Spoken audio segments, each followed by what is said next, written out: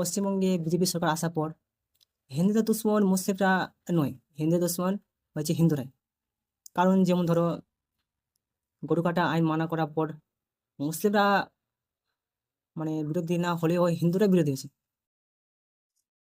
হিন্দুরাই প্রতিবাদ জানিয়েছে যে গরু কাটা মানা করলে তারা খাবে কি, থাকবে কি, তার সংসার চালাবে কি। তারপরে যে জায়গায় হিন্দুদের পুজোতে মাছ মাংস খাওয়া হয় না বা পেঁয়াজ রসুন খাওয়া হয় না, সেই জায়গায় পেঁয়াজ রসুন দেওয়া হয়েছে।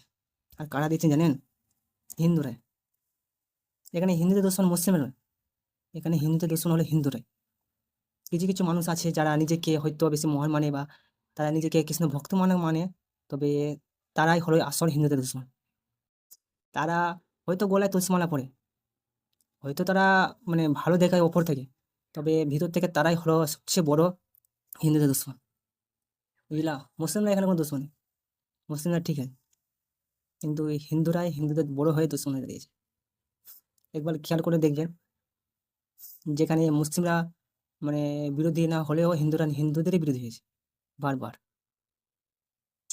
ঘৃণা করি ভাই, এরকম হিন্দু মানুষকে প্রচুর ঘৃণা করি, যারা ওপর থেকে কৃষ্ণ ভক্ত দেখালেও তারা ভেতর থেকে কিন্তু একদম যাকে বলে জানোয়ার, মানুষের কোনো রক্ত নেই।